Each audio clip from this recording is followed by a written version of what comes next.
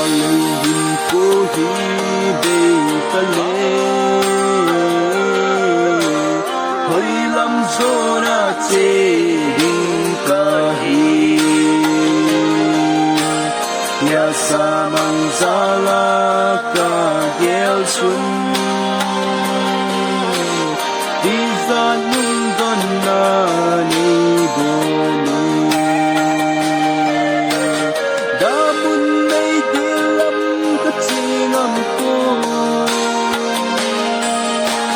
Kalei hagil na muna chun Ton sod van gama katsino me Pakai na lampya na'y kuye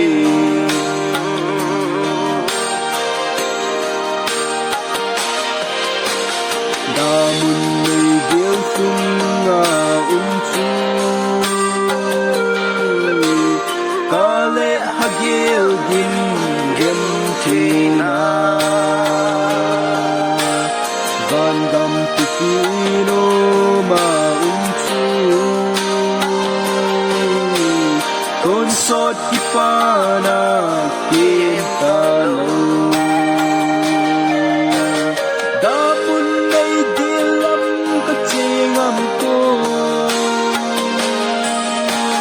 Kalei hagil na muna chun Ton sod van gama katsino me Pakai na lampya na'y puye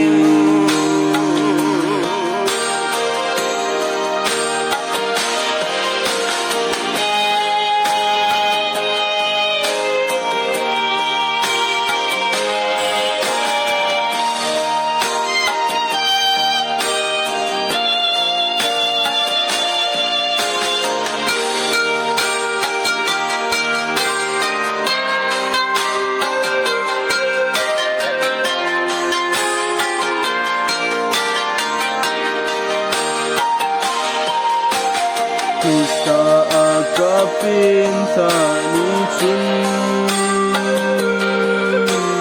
Katsina din lam kahetay Kalei tuzin na kasopat le Vandam no makay leng kading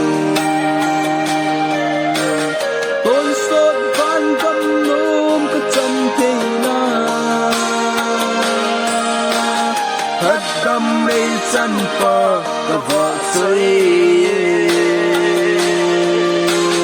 Kipanan kalung alo dim tay Pakai na lampya na'y puye Pakai na lampya na'y puye